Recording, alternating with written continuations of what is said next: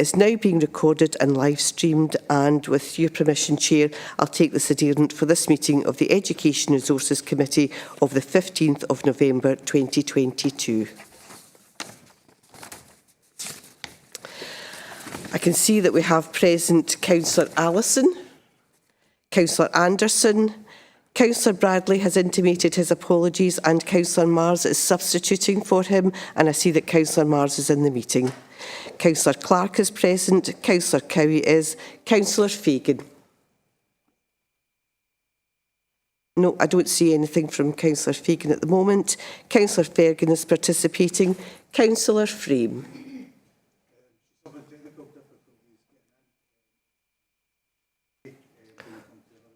Okay. If we could get IT support onto that, that would be ideal. I can see that Councillor Fulton's here. I'm aware of the situation with Councillor Gray and we'll check for that later. Councillor Hamilton is here, as is Councillor Horsham, Councillor Johnson-Dempsey and Councillor Keat are all here. Councillor Kerr is here, as is Councillor Lambie, Councillor Lockhart, Councillor Logan and Councillor Loudon. Councillor McCallan is participating, as is Councillor McGeever, Councillor Razak, Councillor Scott, Councillor Thompson, Councillor Walker and Councillor Watson. In terms of external representation, I'm aware that John Mulligan is here. I have apologies from Dr Nagy Iskander. I have apologies from Gillian Coulter. Andy Harvey, can I just check if Andy Harvey is participating? No, nothing from Andy at the moment. Anne-Marie Hobson. Nothing from Anne-Marie at the moment. I have apologies from Hilary Kirby. Can I check if Christine Hall is present at the meeting? No, nothing from Christine. With that, Chair, I'll pass back to you for the business of the meeting. Thanks, Pauline. Councillor Allison. Your mic. Press the button. Just a point of order. Are you aware that those who wish to attend online need to have a desktop to be able to work Conferral? If they simply have a notepad, they are not able to join the meeting. I'm certainly aware of one member of the committee who cannot attend today because of that. I'm aware of that, but I'm not sure that's an education point of order. It would probably need to go through... Well, it's someone who should be at this committee meeting. Thanks, Chair. There was a programme of training that took place prior to the use of Conferral, and all the sort of do's and don'ts were explained at that point. Certainly, I'm happy to take that back, but for today's meeting, I'm not able to do anything about it. But thanks. Thank you.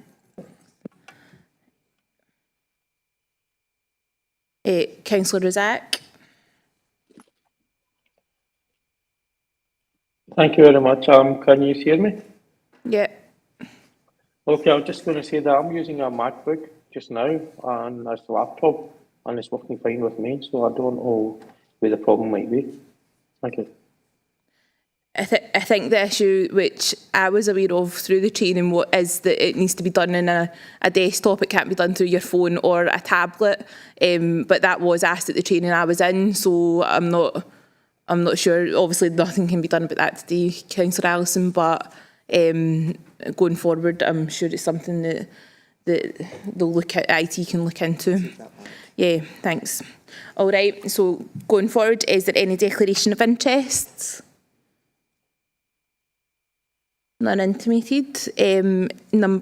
Agenda item number 2, minutes of the previous meeting, pages 5 to 12. Can I approve them as a correct record? Good. Agreed. Excellent. Agenda item number 3, Education Resources Revenue Budget Monitoring 2022 to 23, pages 13 to 16. And can I invite Louise to speak to that? Thanks.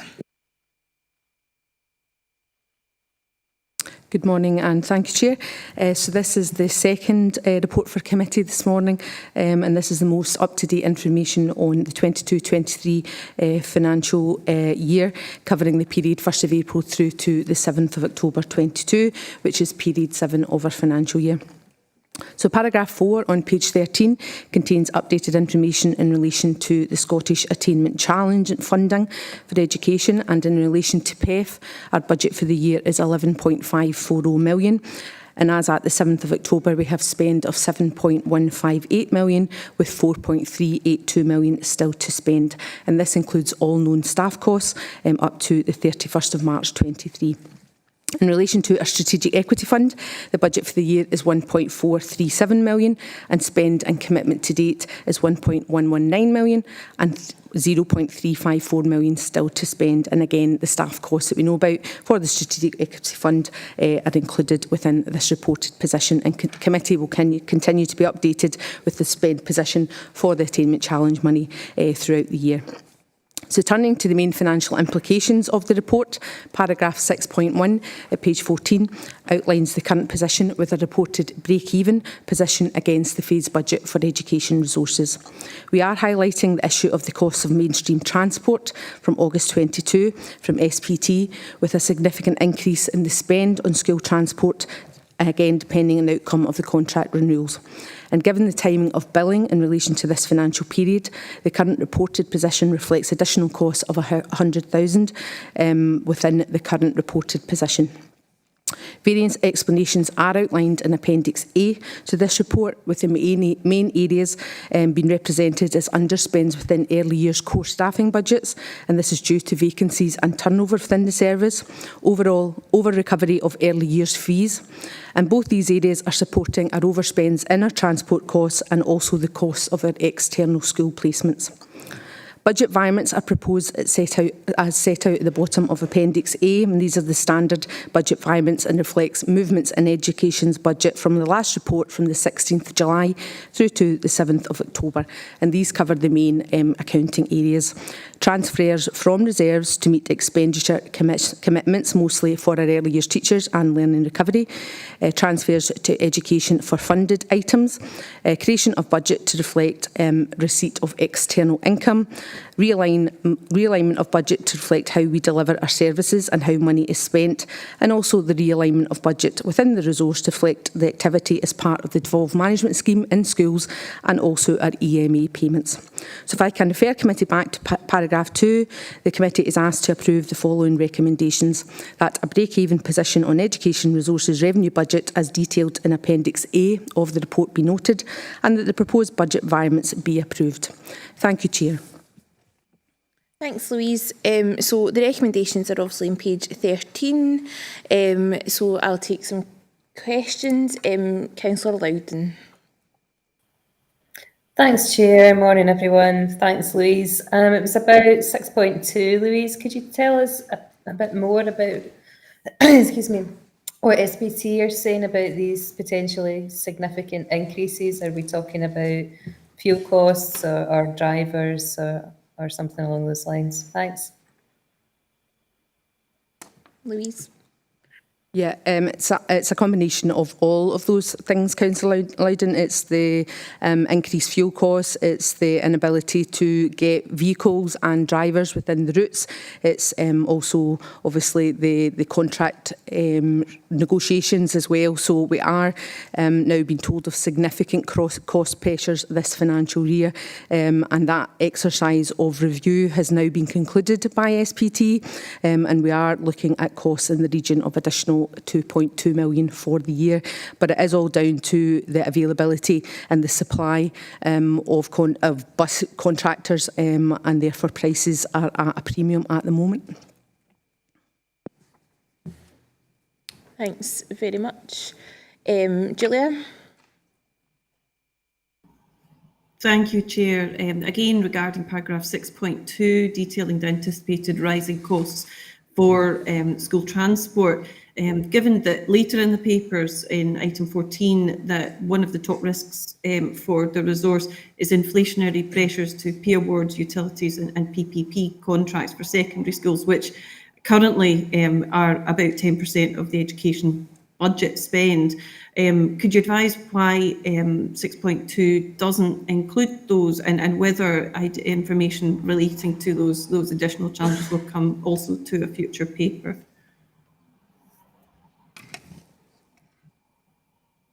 Yeah, it's really just the timing. We were asked at the last committee to provide an update on SPT as it was made available, and also in 8.1 in terms of our other implications. We are highlighting the pressures around inflation and budgetary pressures, but really it is just the timing of these things as we come into the winter months, particularly in relation to inflation. And we're looking at all those costs, and those will be outlined as we move through and conclude our probable outturn exercise for the council, but obviously in this case for education, and it all feeds through into the overall reported position, and we're expected to conclude that in early December. We'll report back at that point. Thanks very much. Councillor Lambie. Thanks, Chair. I'd like to take the opportunity during the revenue budget monitoring section just to raise the plight of Milton Primary School, who are about to undertake their ICT refresh shortly. And as a result of that, they're going to have a 30% cut in the number of devices in the school. And I dug into it, and the reason for that really is that they've got a very strong parent council and fundraising ability, and they actually raised a lot of funds to buy a lot of devices themselves, and those devices now are going to be taken away and effectively bricked or binned effectively, as far as we know. We don't really know what happens to them, and it's kind of demoralising. So I'm interested to know what the council do with these laptops. I've been asked if we can find a way for them to be cleaned and given back to the council so they could then be given to local charities or sold to create new funds. The second part to this is the RM system, which is, I believe, is the sort of internal marketplace where schools buy their devices. There's been a noticeable jump in the cost on them. There doesn't really seem to be a discount anymore inherent in that system. It's pretty much full retail prices. So is there a way for this council to go back and renegotiate how we procure these devices through the RM? And then the final point is, on the 28th of March 2021, the SNP government, they promised every single school child in Scotland a free laptop, and it was "Take That" was the headline on the Daily Record. Has the council received any word of when the primary school kids of Milton are going to receive these free laptops? Thank you. Thanks very much, Councillor Lambie. I'll ask Stuart to answer those questions. Thanks, Chair, and thanks for raising those concerns. I think the first part, through the refresh programme, devices which are supplied through the RM managed contract, RM provide all devices and all infrastructure connectivity, as well as the operating environment, security environment and so on, through our contract. All devices purchased through the contract are refreshed on a 4-year basis to make sure that the security issues are up to date and so on, and that young people have access to modern devices. Schools do then have the option to purchase their own additional devices, and that always comes with the caveat that they have a responsibility then to consider the implications of what happens at end of life and end of that cycle. And they do have the opportunity to, I suppose, invest over a period of time through the replacement of equipment fund. So the school devices are the responsibility of the school to budget and manage. I do appreciate that come end of life, when you have built capacity and you're used to that, it makes for difficult times and difficult decisions, particularly when we're in a situation, as you've observed, where the inflationary pressures that we've been protected from by RM for a considerable period of time are now coming to light. I think across the sector there's a recognition that a combination of the current economic climate and the limited availability of some components and aspects means that there is a pressure there. What I would say is that over the last couple of years, because we have the benefit of the RM contract, they have bulk bought, and we've been essentially benefiting from the stock that they've already had in place. To do that, we've also benefited from them having availability at a time when others couldn't get availability. But I do recognise that that is a pressure that's going on. In terms of renegotiation, we work with RM pretty closely. We meet with them regularly to look at the kind of forecasting of the individual components of the contract and devices, the forecast price against the contract price, and look to manage that and to review accordingly. But we are in a position just now where the market is such that we are under significant pressure. We are about to embark, and we'll be coming back to committee over the next couple of years on a renegotiation of the contract altogether as we come to the end of that, but that will run until September 2025. The commitment to the 100 devices, to the one-to-one devices, my understanding is that that's still within the programme of government. I think there's ongoing discussion and ongoing review, and there's no definite outcome to that yet, but as I understand it, that's still underway. Thanks very much, Stuart.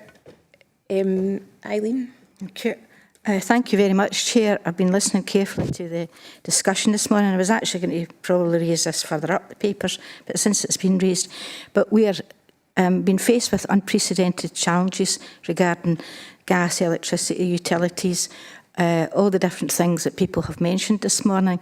And I would like to know what negotiations have been taking place with Scottish Government, because surely Scottish Government will not be able to just leave or cast councils adrift if the pressures become so much that the price of fuel for our school transport and the various different things become so much that actually it would impact on our educational, our core services.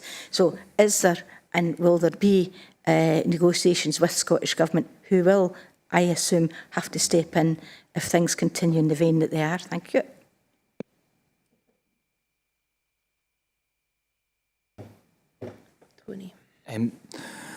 Thanks very much, Councillor Logan, and I suppose I look to both Louise and Lorraine in this as well. This will be a whole council issue for us, and I know that discussions with the Executive Director of Corporate Resources is heavily involved through COSLA and the Finance Directors. For us, obviously, the purchasing of utilities, and gas and electricity, that's done corporately, and it's done as a national, through a national contract.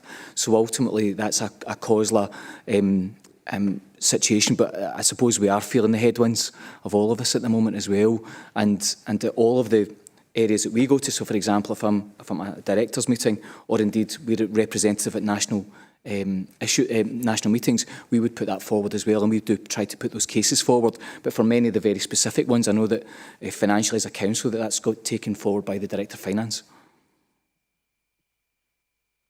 Thanks very much, Tony. I don't have any other people indicating that they want to ask any questions, so can I ask the committee to agree the report, please? Agreed. Thanks. Agenda item number 4, Education Resources Capital Budget Monitoring, pages 17 to 20, and can I ask Lorraine to take this, please? Thanks, Chair. Good morning, Committee. Agenda item 4 then on page 17 is the Standard Capital Budget Monitoring Report. It's the second for the current financial year 22-23, and similar to revenue, it reflects the budget and spend position to the 7th of October 2022, which is our accounting period 7. Section 3 gives the background to the report and explains how the budget is based on the overall capital programme that we set at the start of the year, with amendments approved by the Executive Committee in September and November this year. And this gives us a budget for the year of 14.608 million for the resource. Section 5 details the financial implications. So Section 5.1 notes the resources total capital programme for the year being the 14.6 million. That budget's a net decrease of 1.525 since we last reported to committee, and that reflects the approved adjustments detailed in Appendix A to your report, and that's on page 19 for your information. Just to highlight, one of the projects adjusted is the Clyde Terrace Early Years Facility, and for committee's information, now that this project is on site, it's experiencing some operational slippage due to relocation of certain utilities, including telecoms. Officers are currently working on what this will mean in terms of financial spend profiles for the current financial year, and we'll report that back to a future committee. Finally, in section 5.3, we note that anticipated spend was 6.455 million, and actual spend incurred to the 7th of October was 6.020, so we had an underspend of 435,000, reflecting the timing of payments mainly in relation to the ICT budget. If I can refer committee back to the recommendation then in section 2 of the report, that the Education Resources budget of 14.608 and spend to 7th of October of 6.020 million be noted. Thank you, Chair. Thanks, Lorraine. The recommendations are on page 17. Is there any questions? Nope, no bother. Can I ask the committee to agree the report? Agreed. Thank you. Agenda item number 5, Education Resources Workforce Monitoring, July to August 2022, pages 21 to 28. And can I ask Eileen to take this, please? Good morning, thank you. So this is the standard Education Resources Workforce Monitoring information covering the period July to August 2022. Section 4.1 outlines the attendance statistics for committee and the details are in Appendix 1. So the absence rate for the resource for August 2022 was 2.4%, which is decreased compared to the previous month and also covering the same period last year, and compared to the council-wide figure is 4.4%. There's a projected annual average for the resource of 4.9% compared to the council-wide figure of 6.1%. Moving on, section 4.2 to 4.5, and the details are in Appendix 2. The main points are that during the period there was 205 occupational health referrals, there was no disciplinary hearings, grievances or dignity at work issues raised. There was 52 accidents or incidents recorded during the period, and there was 89 leavers, and of them 42% of them completed exit interviews. Details of vacant posts are in Appendix 2A, and during the period there was 449 posts that became vacant, and of them 443 posts will be filled. 3 were ended due to a fixed term contract, 1 post was transferred to another budget, and 2 posts will be filled on a fixed term basis. And if I can refer committee back to section 2 and ask that the workforce monitoring information for education resources covering the period July to August 2022 be noted, please. Thanks, Eileen. So the recommendations are on page 21. Can I ask for any questions? Katie. Chair, just a quick one, Appendix 2A, where we've got the temporary post transfers and fixed term contracts. Can I ask whereabouts in the service those are sitting and are they teaching or non-teaching? Thanks, Chair. Thanks. Eileen? In terms of the detail that sits behind that, I can get that to you, Councillor, and let you know what area of the resource that sits in. Thanks. Great, thanks very much. Thank you. Bert. Thanks very much, Chair. Just a quick one, just to say thanks for the report. Very, very encouraging, and it'd be great to see other resources in the council follow the same path here. The statistics and that there, can't complain about them, so well done to the resource. I hope it continues. Thanks, Chair. Thanks, Bert. If there's no other questions, can I ask the committee to agree the report? Agreed. Thank you very much. So we'll move on to items for decision. Number 6 is West Partnership Improvement Plan, pages 29 to 86. And can I ask Carol to take this, please? Oh, my note's wrong. Can I have Stuart to take it then, please? Thanks, Chair. Case of mistaken identity, I'm afraid.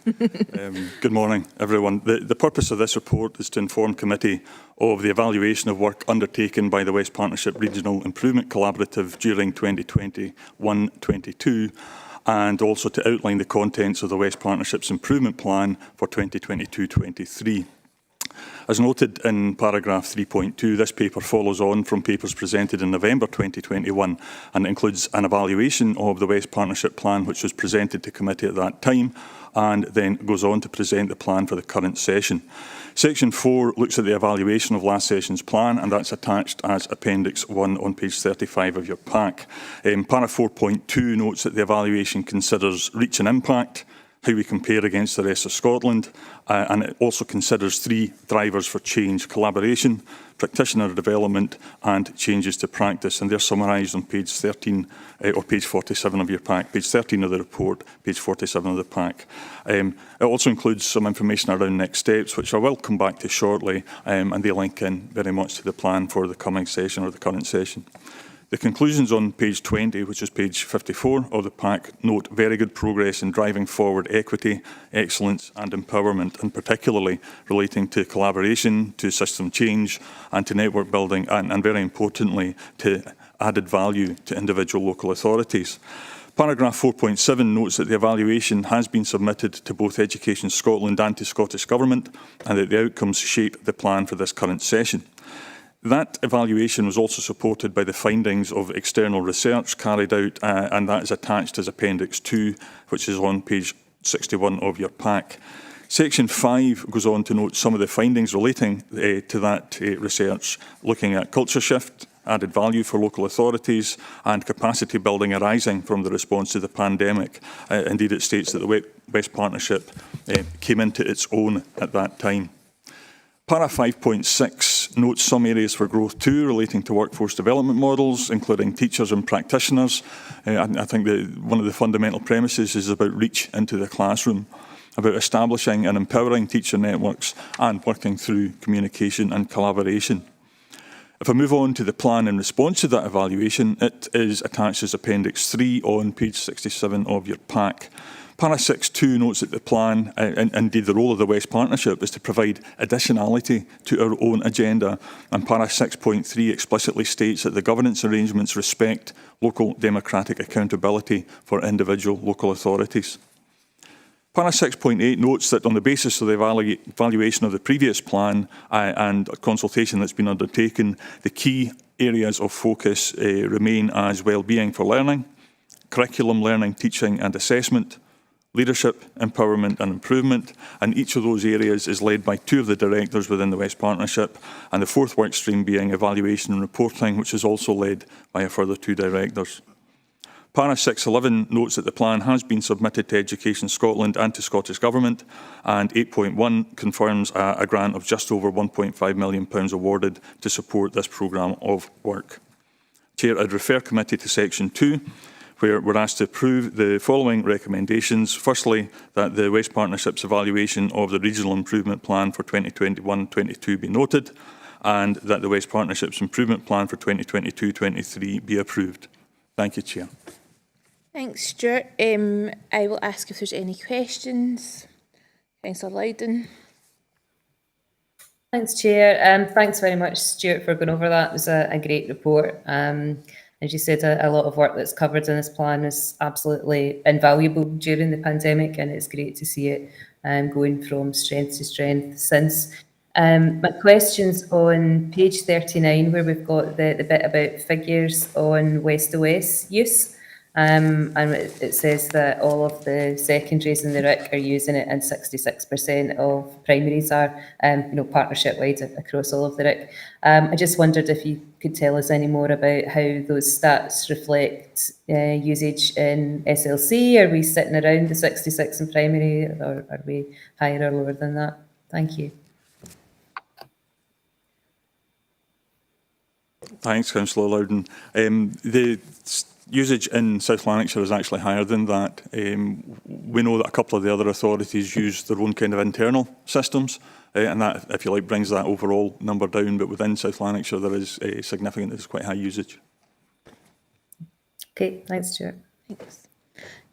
Councillor Ellison. Thanks, Chair. As someone who's never been too convinced of the West Partnership and the costs, etc., it is pleasing to see within the report that there is a continuing level of improvement.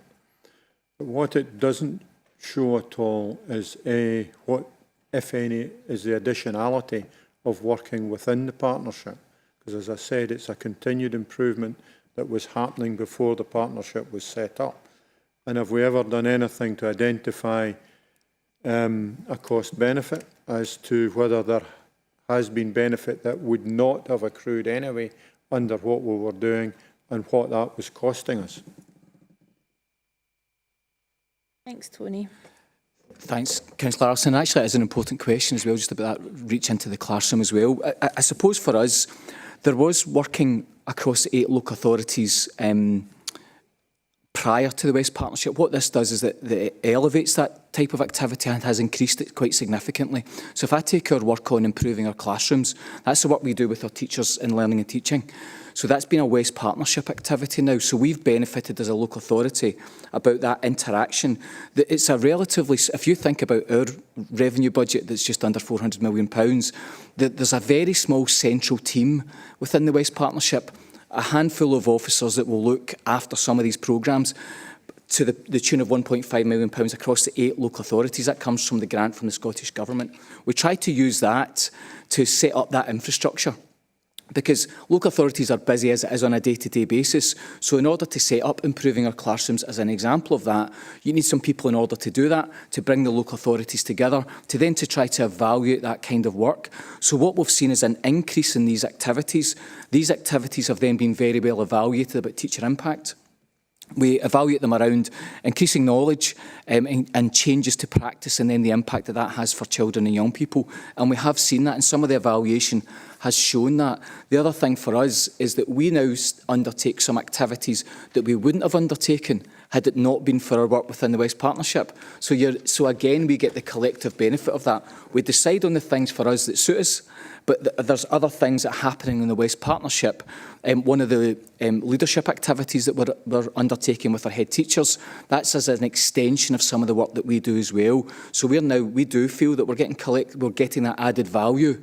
And we've been clear that we've avoided a duplication activity, because that's been quite important as well. So I do think while it's taken time, we've certainly, in the evaluation of the Robert Owen Centre, probably says that as well, that it is starting to come into its own. Final point would be around West OS. So West OS is our young people benefiting from this. So our young people in senior phase, so these are pre-recorded lessons and some live support around study support.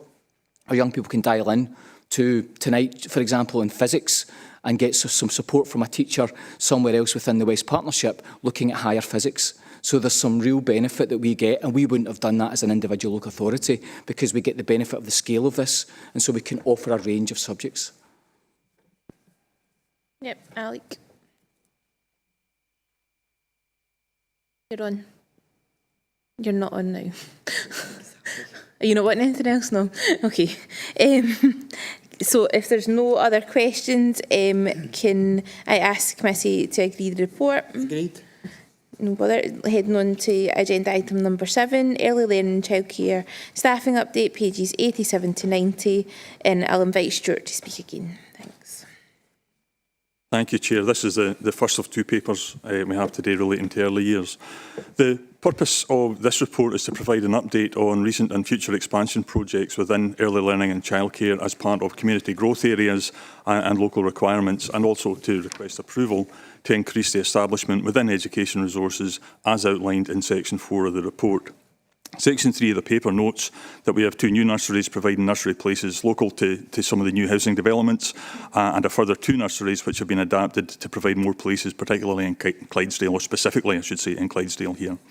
The tables in the paper at 4.2 to 4.5 inclusive set out the posts required for Skylark and Lark Hall, for St Mark's Primary School in Hamilton, and for the 2 rural nursery classes in Carnwath and Forth, respectively.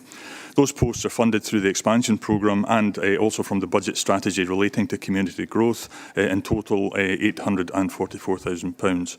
Para 7.1 notes that we do have that statutory duty to provide places for 3- and 4-year-olds and all eligible 2-year-olds as well. So with that, I'd refer committee to section 2 of the paper and ask that a committee approve the recommendations. Firstly, that the progress of the recent and future expansion within early learning and childcare be noted. And secondly, that approval be given to increase the establishment within education resources as outlined in section 4 of the report. Thank you, Chair. Thanks very much, Stuart. Is there any questions? Councillor Allison. Just quickly, Chair. There was a planning application went through, well, didn't go through recently, but part of that suggested that there was no requirement at Carnwath Primary for developers' contributions. Yet we're now seeing here that there was work needing to be done to basically to expand the nursery. Why did we not ask for developers' contributions towards that?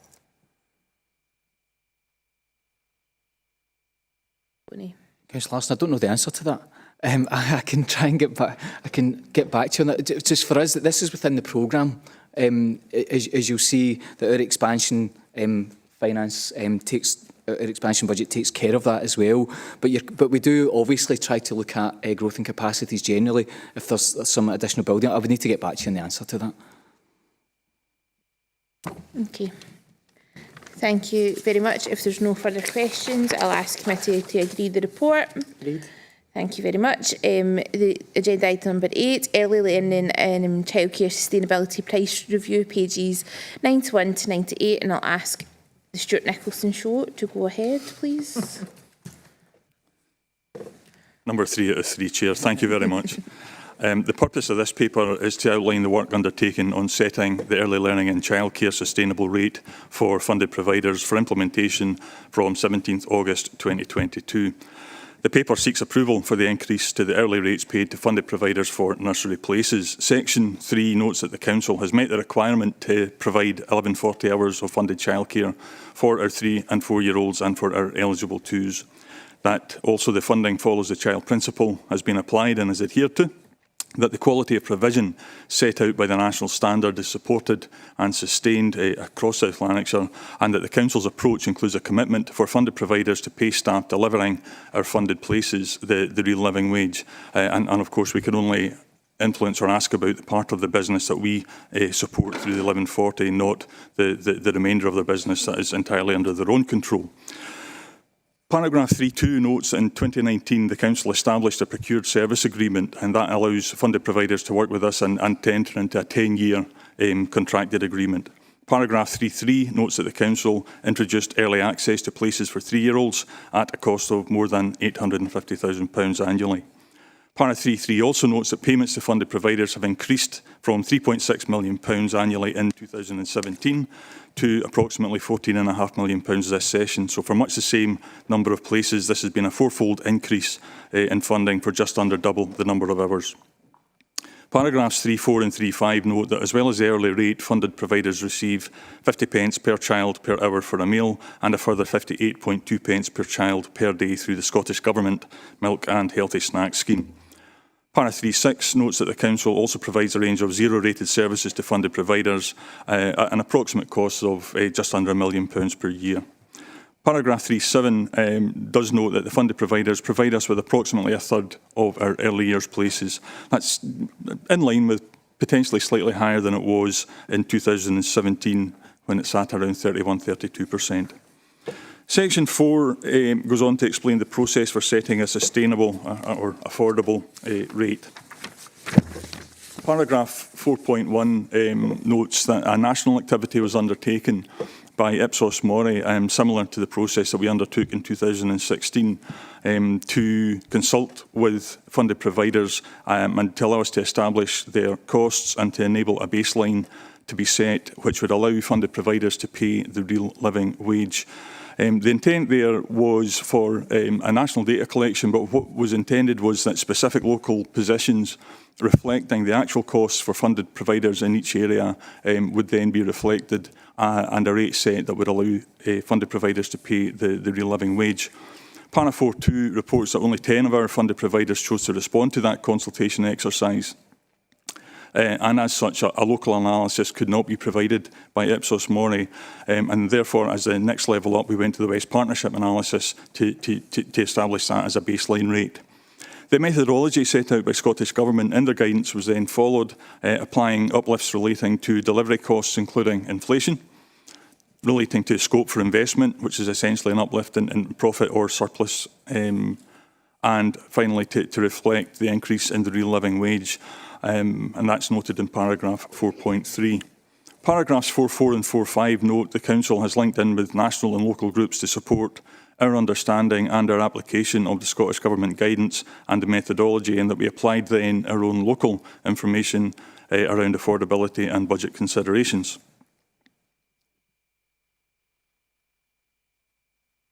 Section 5 notes that we have met with and consulted with the funded providers to agree the consultation process and to share with them the methodology and the information that we had available, including the direction we had from Scottish Government.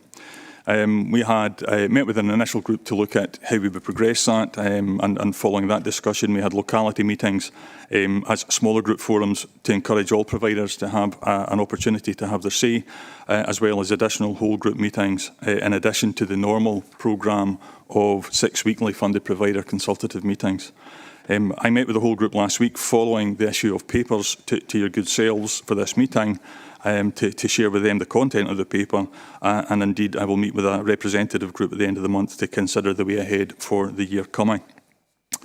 Section 6 of the paper sets out the methodology. So using the baseline that was set by Ipsos Mori in relation to existing costs, we then applied an uplift as described in para 6.2 in relation to seasonality, so taking into account the fluctuations in costs over the year. Looking at inflationary increases, including the impact of the real living wage, as well as ongoing delivery costs, and also an uplift in the profit margin. The table in 6.3 shows that we applied a 2% seasonality adjustment. We already adjust payments to funded providers to take into account annual fluctuations. We applied a 10.1% uplift to the staffing element of the costs, and that reflects the increase in the living wage, and applied also a 5% uplift to the profit margin. In total, this results in a 40 pence per hour increase from the existing £5.31 to £5.71 per hour, or 7.5%. And that same percentage increase is applied to the 2-year-old rate. So what we find is that our proposed rate here is very much in line with other local authorities in our area, certainly the ones that have a confirmed position so far. Sections 7 and 8 of the paper go on to describe the next steps, and we've provided the relevant extract from the Procure Service Agreement, which is attached to Appendix 1. If approved, we'll then follow the change control process by notifying providers of that change. They then have 30 days to confirm their acceptance, and as soon as they do that, we will process the change and pay them, including the back payment to August in the following payment run. The full 30-day response period would mean accessing the January payment run by default, with payments made to providers at the end of January. However, any who are able to respond before the 2nd of December, we will endeavour to include them in the December run, and payments will be made before the Christmas closure period. Section 10 sets out the financial implications. This will cost £962,000 on a recurring basis. We'd already budgeted £250,000 of that, and the remainder will come from the 1140 funding and from early years income. 10.3 does note the longer term risk. Essentially, we've had no uplift from Scottish Government to cover the increase for this year, and their future plans in terms of subsequent years are not yet known. 10.4 recognises that this is also within the context of the significant financial challenges for 2023, 24 and beyond that I think all local authorities are facing, and 12.1 notes affordability as a risk. We are very much aware of the high expectation of certainly some of our local funded providers, as well as the national expectation in respect of this matter, but we believe this to be a fair and affordable rate set within the requirements of the Scottish Government guidelines. So can I therefore refer to section 2 of the paper and ask that committee approves the recommendations.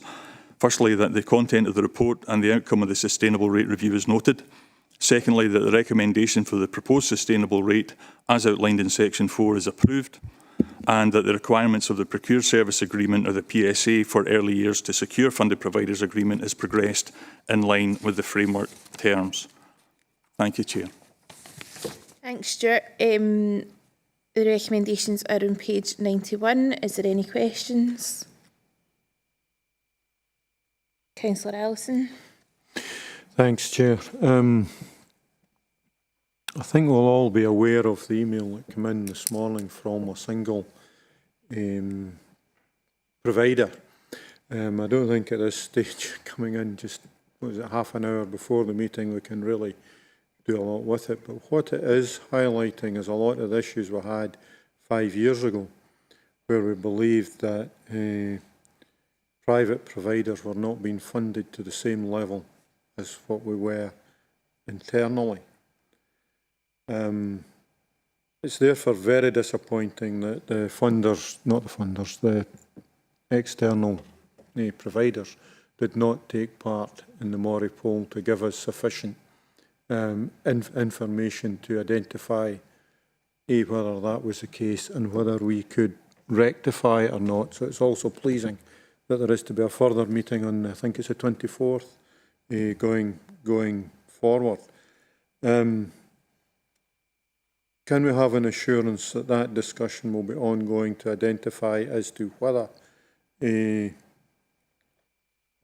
is a gap there and something we need to look at? Because, as you say, we've had no further funding from the Scottish Government, so it's going to be difficult to close a gap if there is one, and they'll maybe not admit there is a gap if they're going to have to fill it. So would it be possible to get that assurance, and has there been any communication from any of the other providers? Thanks, Alec. Stuart. Chair, Councillor Allison, I'm happy to give that assurance. Yes, we will continue to work closely with the funded providers. We currently meet with them 6 weekly. They've asked for an exceptional meeting, a further meeting to look at next steps, and more than happy to do that. We'll always continue to do that. Thanks very much. And as far as I'm aware, there's not been any other private providers that have been in touch with myself or the Education Department in the past week since this has come out. So it's only been that one provider that's got in touch, and as you said, it was 9:20 this morning. So if there's no further questions, I will approve the recommendation, and can the committee agree the report, please? Agreed. Thank you very much. Going on to the very important school holiday dates for this, the 2023-24 session. Everybody get their calendars out. Pages 99 to 102. Can I invite Des Dixon to speak? Yes, good morning everybody, and thank you, Chair. Yes, school holiday dates, what can you say? This paper is on the proposed school holiday dates for 2023-2024, and it's following a consultation with a wide variety of stakeholders.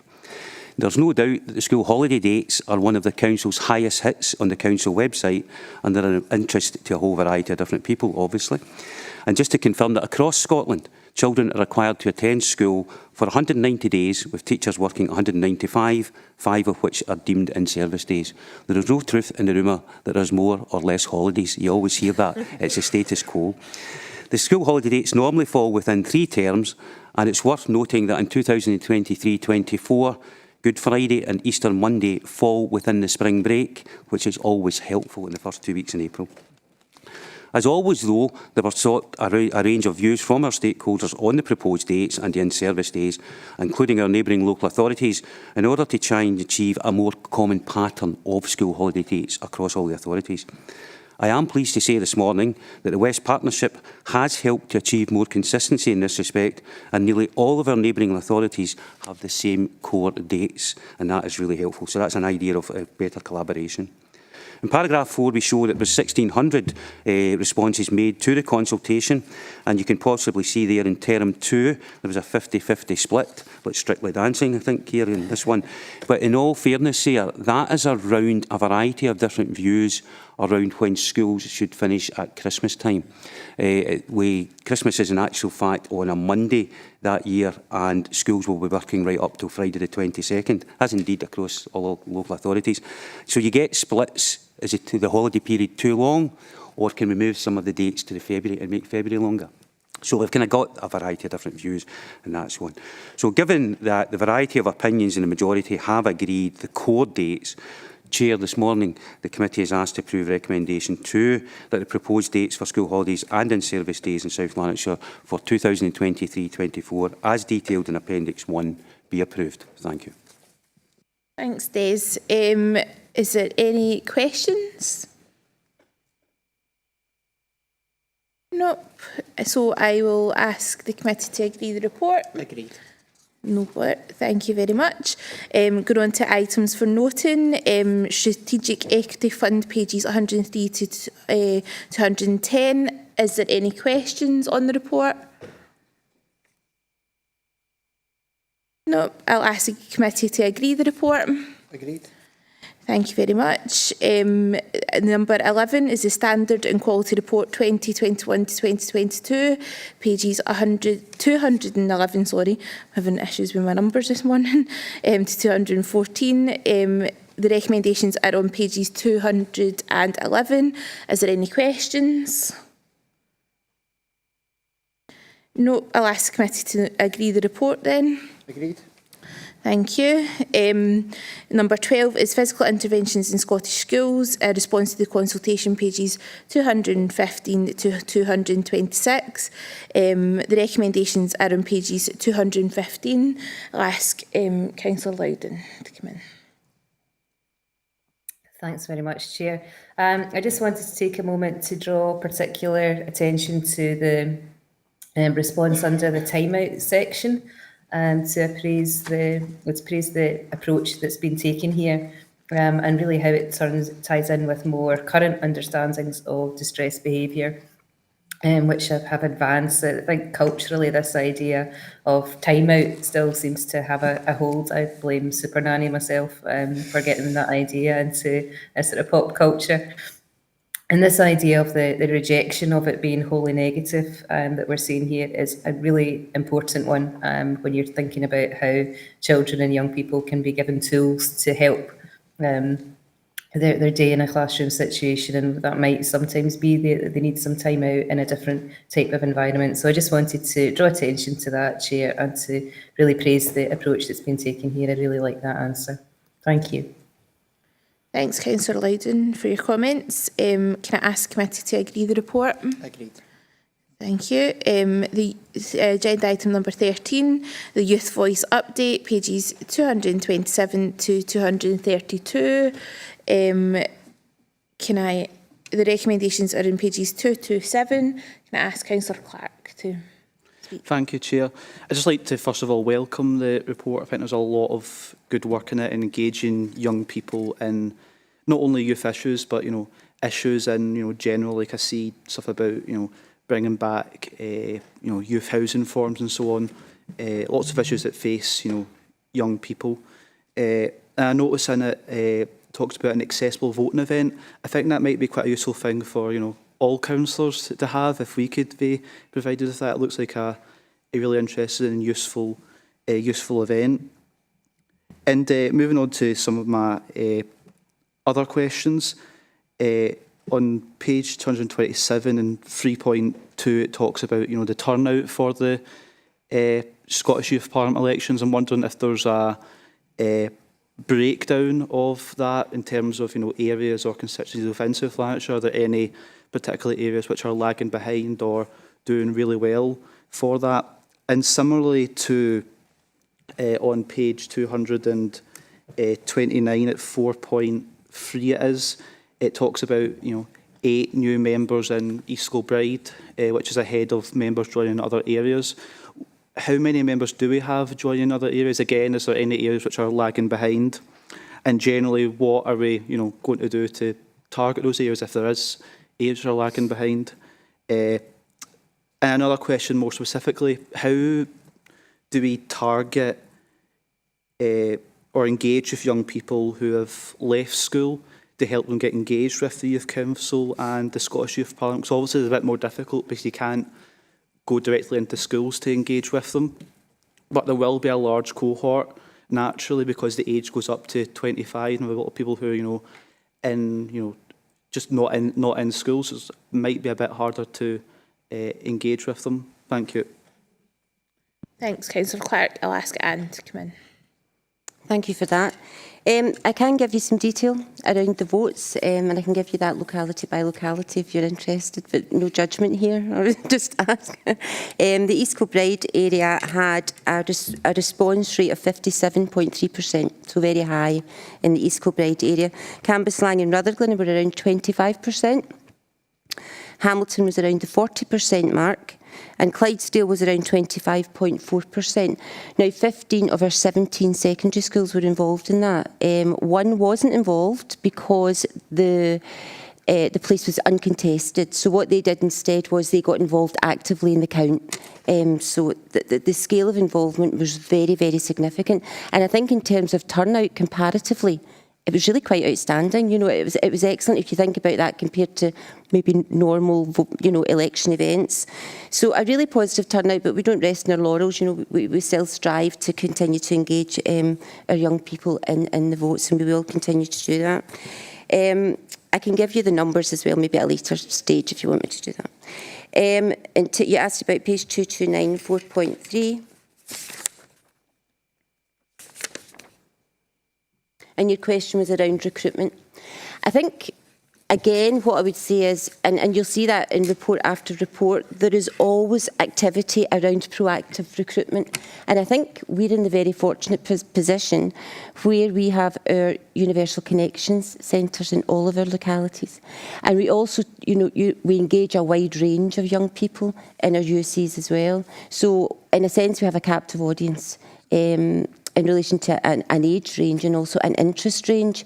And you'll know some of our workers and you'll know that they exploit every opportunity to engage young people and older young people in the work that we do. The Youth Council meets on a monthly basis, and that's not just for school age young people, it's for older young people as well. And that's chaired by the MSYP, it's Christanos who chairs that. And it's completely under their control. They issue the agenda, they're supported with the minute, but they proactively contact members to be involved. So it's very much a peer recruitment approach as well. And again, not something that we rest on our laurels in relation to. We do continue to proactively recruit and strive to grow. And I think you'll know in South Lanarkshire we have a very, very good reputation in terms of our youth work. Did I miss another question? Is that all right? Okay, thank you.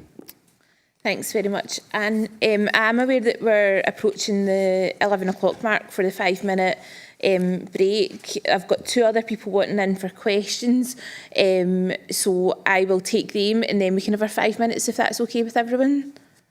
Yeah, you happy with that? No bother. Councillor Frame.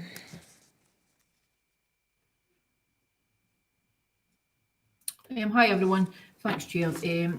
Mine says that the MSPs are another resource available for schools to use. This allows children to have a bridge between themselves and decision makers. With this in mind, how can we improve the knowledge of these resources in our school and in our community? Thank you. Thanks, Councillor. We do have a dedicated resource in that we do have dedicated officers that work to promote the work of the Youth Council and the MSYPs and who are in direct contact with the schools. And I think the response that we got in terms of the election is evidence of the impact of that work. Probably again in terms of work in other places, I think we probably lead the way in that respect. I would welcome a conversation if you felt that there was more work that we could do in that regard. And certainly if it's an issue that maybe we could discuss further at the Youth Council, I'm happy to take that away as well and put that forward as a proposal. Thank you very much. Thank you. Councillor Thompson.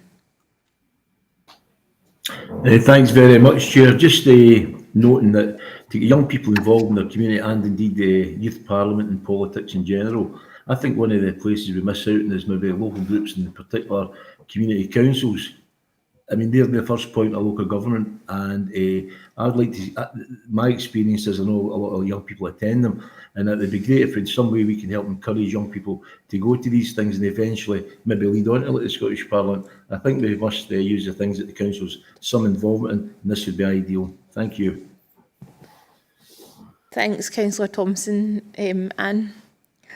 Thank you, Chair. Tony's indicating that actually some schools are actively involved in community councils, but I think it's a very good point and maybe one that we could spread a wee bit further. Thank you, Councillor. I appreciate that. Thank you.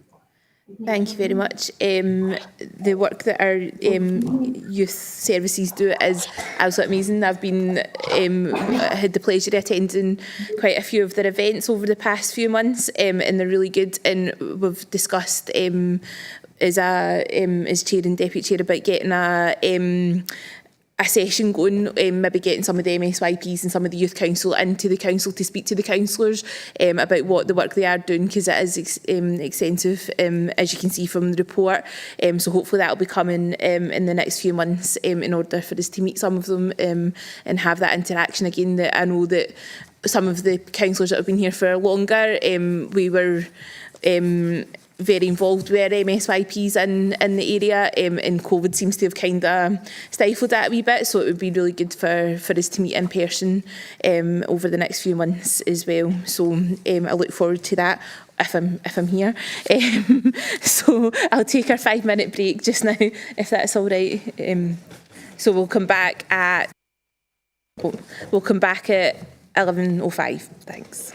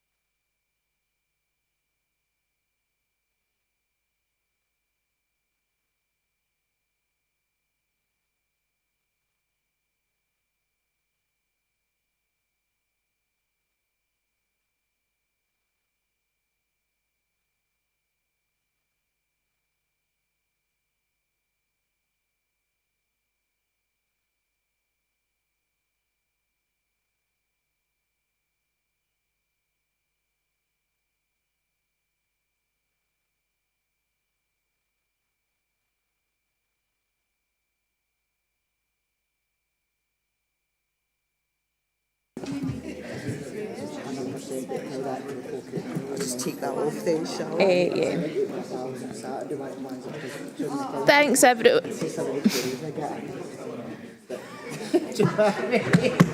You quickly forget. If we can, the mindset, didn't you? if we can maybe take our seats again. Oh, it isn't. No, okay. Is this not working? I'm getting. How are you enjoying this? Hello. Double click this. A second to get you back on screen. Right, that's you. Oh, Hello. Can we take our seats again, please? that's a different. Can my deputy? A different. Oh, aye. Conversation from our day, Karen. I don't use shouting, Mark. I just use scowling. Ask my daughter. He's the one causing the issues, shockingly. So I'll pull the meeting back together. If we can go on to agenda item 14. Did I note the last report? I think we have to agree to note. Oh, okay. So if, in item 13, can I ask the committee to agree to note the report? Agreed. Thank you very much. Item 14, update the risk register and the risk control plan, pages 233 to 248. The recommendations are on page 233. Is there any questions? Councillor Loudon. Thanks, Chair. This is about item 14, 5.5. I'm going to do that very irritating thing, I'm afraid, of saying this is a political point rather than a question, so I'm not expecting an answer here, but it's too important to let it pass. At 5.5, we've got a statement that EU exit is no longer considered a significant issue in the resource. This is no criticism of how this report has been presented. Brexit's happened after all, so the threat of it happening has obviously passed.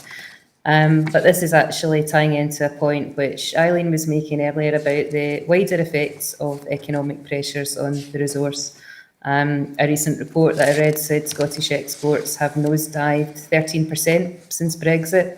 Clearly, this will be continuing to affect households and family incomes, and the knock-on effects of that will clearly be felt in the education system, even if the lines between cause and effect are not immediately obvious.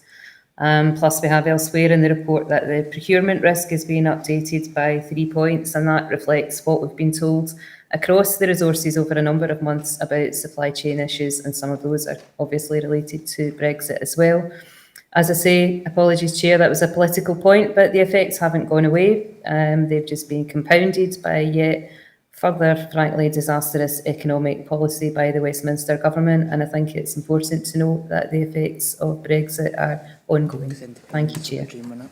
Thanks very much, Councillor Loudon. Your comments have been noted, and I will ask Councillor Allison.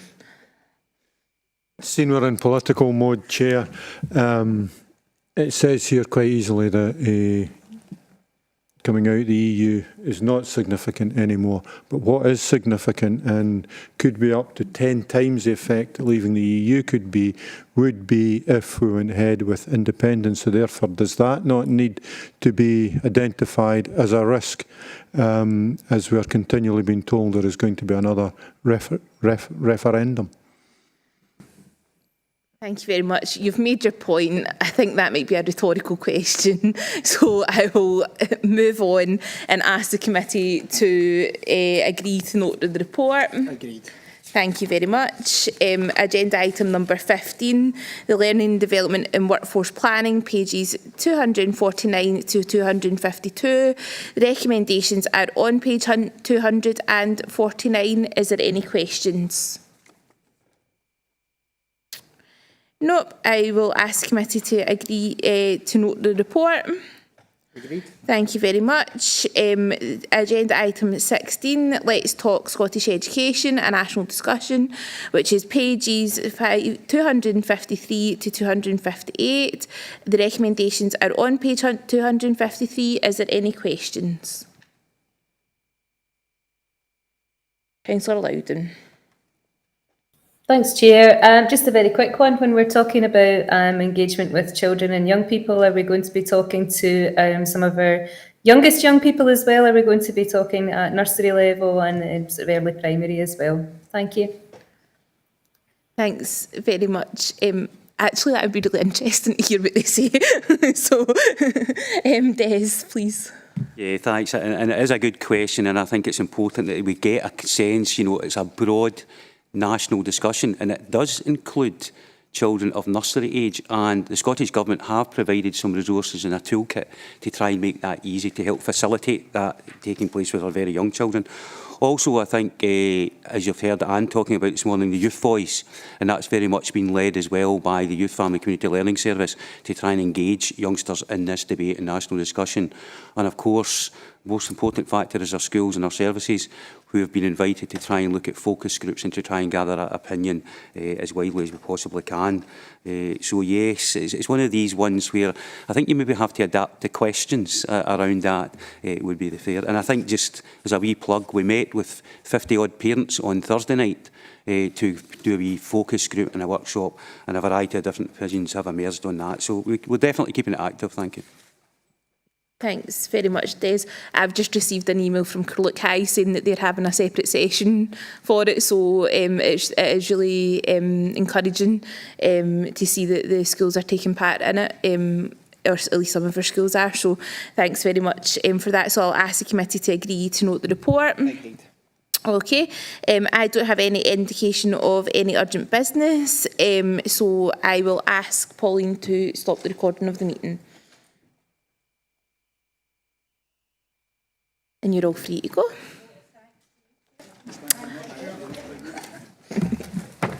Well done, everyone. I actually can't think you what the nursery responses would be. It'd be like